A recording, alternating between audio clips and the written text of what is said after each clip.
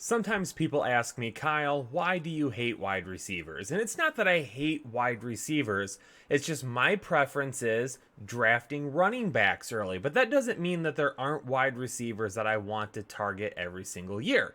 We all have different preferences, right? I would rather drive a Ford than a Dodge. I've always had great luck with Fords. I'd rather wear my Under Armour hoodies instead of Nike hoodies. I just like them more than I like Nike. Heck, some people prefer peeing sitting down instead of standing up. And why wouldn't you? I get it. You get to relax for a little bit. You can check your fantasy lineups real quick, get away to the bathroom every once in a while, and just get some peace and quiet. And plus, for those of you that have short attention spans, you don't have to worry about your aim.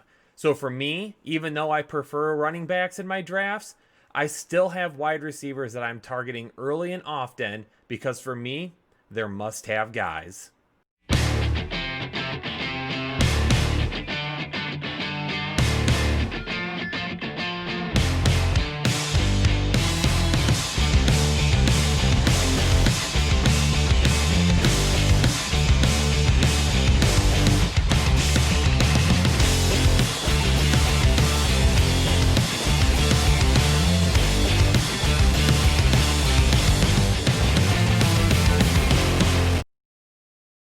What's going on, Headliner Nation? Welcome back to the Fantasy Headliners. And typically we kick off our Mondays with Mock Draft Mondays, but today instead we're doing must-have Mondays because in this episode of the Fantasy Headliners, I have got two must-have wide receivers for you here in 2020. And both of these guys are guys that I am targeting in every single draft. And I will tell you, the first guy that I'm going to talk about, I've had to come around on a little bit. I was really worried about him earlier on in the preseason. But this is why we love digging in deep on players, because the more I talked about him and the more we looked at him, I finally decided that he is a guy that I absolutely have to have on my rosters. And he's Chicago Bears wide receiver Allen Robinson. I'm starting to come around to the idea of getting Robinson in as many drafts as I possibly can. Why is that?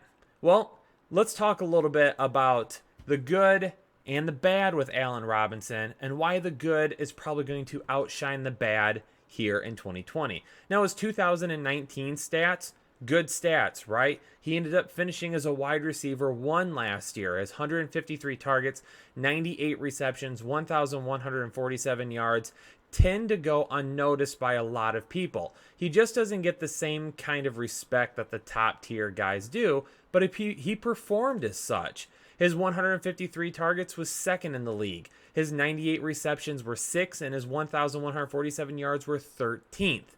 But right there, that's what I want to key on. That's why we've got a tale of two stories when it comes to Allen Robinson's 2019 season. Let's talk about the good first. And you know, with wide receivers, I like to talk about deep targets, deep receptions. Those are targets and receptions that are targeted more than 20 yards down the field. So his deep targets last year, he had 29 deep targets and 14 deep receptions. Both of those things were tied for third in the NFL, and his 393 deep yards was ninth. Also, just to toss this in as well, on targets 20 or more yards down the field, Allen Robinson didn't drop one ball. He was coming through on all of those catches. What else was good about his season last year? Well, he was looked at in the red zone. His 34 red zone targets were 5th, and his 7 red zone touchdowns were 3rd. And he was even targeted quite often in the end zone. 12 end zone targets were tied for 4th, and his 5 end zone touchdowns were tied for 2nd. All good things, right? All things that point to a receiver being really, really good. But again, this is a tale of two stories.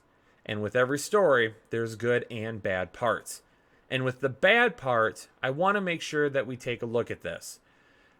With the bad last year, you heard me mention just a moment ago, his targets and receptions were great. He was in the top 10 of both of those, but he falls outside the top 10 when it comes to yards. He only had 3 games last year where he had 100 plus yards, and he only had 1 reception of 40 plus yards. He didn't register a touchdown last year of 40 plus yards. Now, the good thing that you can say about the 3 games of 100 plus yards And again, let's look at this part a little glass half full instead of glass half empty. Yeah, maybe he didn't have that tremendous upside every single week, but if he only had 3 games of 100 plus yards, but he was top 10 in receiving yards, or excuse me, top 15 in receiving yards, then that means on a weekly basis, he had a pretty safe floor. He was giving you a pretty even amount of yards every single week because he wasn't putting together huge games. So it wasn't like a guy like Amari Cooper. I love Amari Cooper, but he's going to be a dude that's going to go absolutely off in some games, and he's going to have some other games where it's a lot that is left to be desired. With Allen Robinson, if you put him out there every single week, you typically were never upset with his performance. But again, that was limited upside. He was pretty safe, but sometimes when you're looking for that wide receiver one, you want those big plays. Last year, he only averaged 11.73 in his average depth of target. He had 7.5 yards per target, 11.7 yards per reception, and only 2.68 yards after the catch per reception. So again, good numbers last year, but he severely lacked in some of the upside that we see from those big time wide receivers. And that is why I think he's getting overlooked a little bit. When you look at who his quarterback was, Mitchell Trubisky, it's hard not to see why he lacked some upside. All of those stats you see there under the bad, the average depth of target, the yards per target, yards per reception, the yak after reception, all of those things were middle of the road at best for wide receivers last year. So, what has possibly changed here in 2020? The guy's still going to get a ton of volume. Let's be 100% clear. He is the wide receiver one in Chicago. And as much as people like that defense, this is a division that is probably going to be a little bit more improved. This is going to be a division that's going to be very, very tight. And the Bears, when they have to play within this division, are probably going to have to play a little back and forth. They're going to have to throw the ball quite a bit this year. And that's why I hope Mitchell Trubisky loses the job to Nick Foles. We'll see if that ends up happening. Right now, it seems like people are saying he might be a little bit behind because he hasn't had a full offseason. He's not going to have that type of training camp that you typically have. There's going to be no preseason game. So he's going to have to win the job based solely on practices, and that might be really difficult to do. So instead of just assuming Nick Foles is going to be the quarterback, let's look at some other areas that have changed. There are 88 vacated targets for this team. Taylor Gabriel, Trey Burton, and Adam Shaheen are all gone. Those right there are enough targets to continue to allow Allen Robinson to see some of that upside that we saw and some of that volume that we saw last year. Not the upside, I'm sorry, but some of that safety net and some of that volume that we saw last year. The volume is truly what made him a safe wide receiver. But if we can take that volume and he can still get it, which he can because there's more than enough vacated targets left over for him to maintain what he had last year. I'm not even saying he needs to add to it, just maintain it. If he is able to do that, but we can see some of that efficiency rise, then he becomes a guy that you look at and say, man, he's going to be like a mid-wide receiver one. He's going to be a guy that could jump up until that 6 or 7 range. And one guy that could help him do that is Ted Ginn. They added Ted Ginn this year to help stretch the field. They didn't really have that field stretcher guy last year.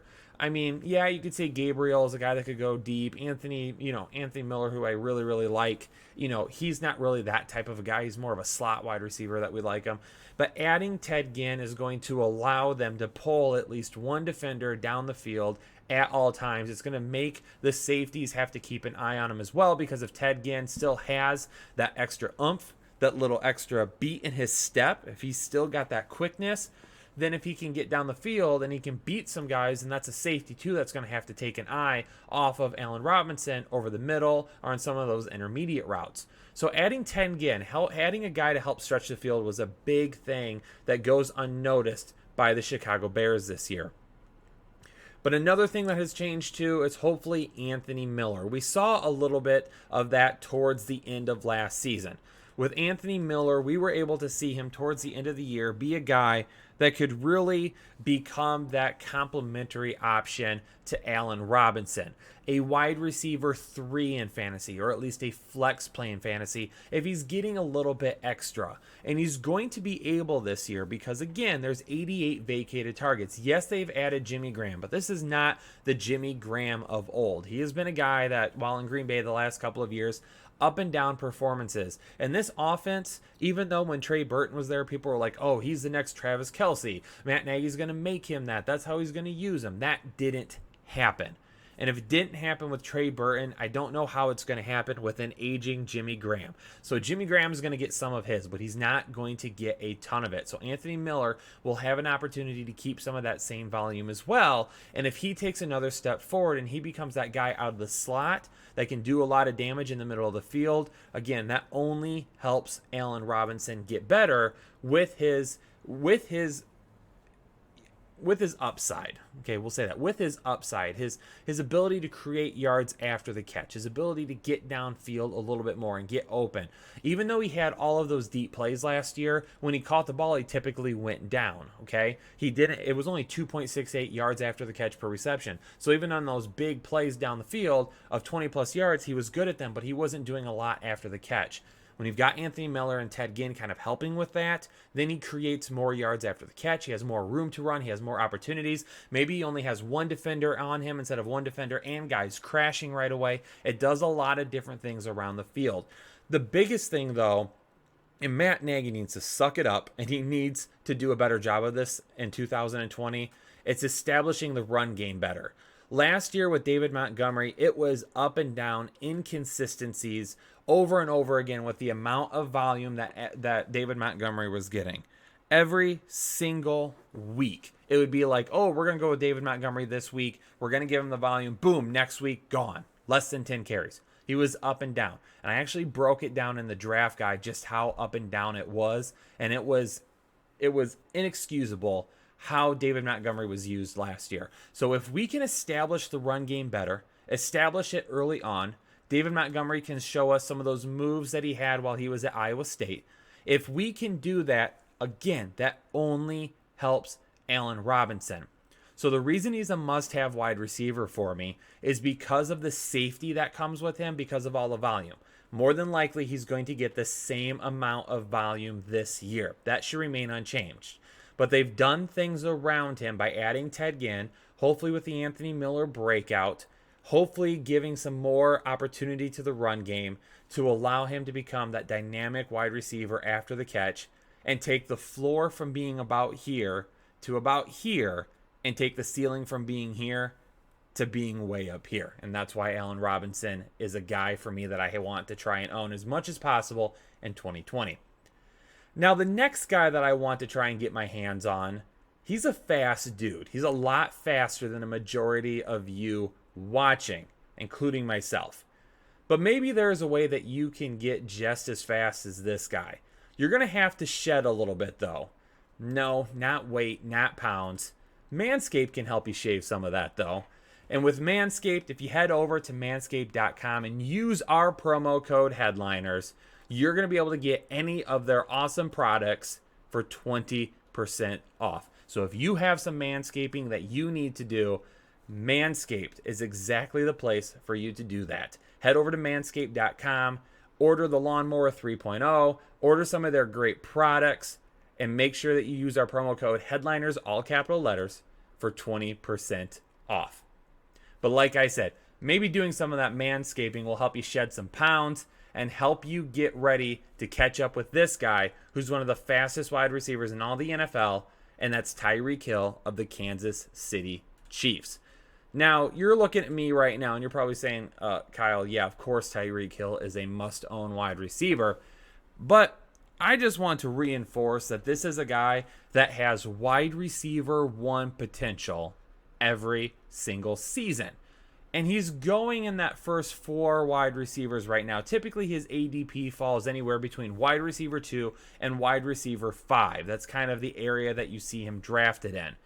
But I said it at the beginning of the show, right? I prefer my running backs. I love running backs, okay?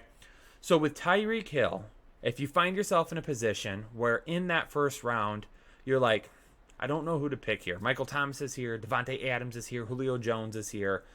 Do I take one of them or do I reach on one of these running backs? Reach on the running back and take Tyreek Hill in the second round as your wide receiver one. And that's why he's a must-have wide receiver for me this year, because that's exactly what I want to do. I will reach for Chubb, Eckler, Sanders, Drake, Henry, doesn't matter, Mixon, Jacobs, all those guys in the first round. I'll take any of those guys right now as my running back one, and then I will take Tyreek Hill in the second round as my wide receiver one instead of making that pick of a Michael Thomas, Devontae Adams, Julio Jones in the first round.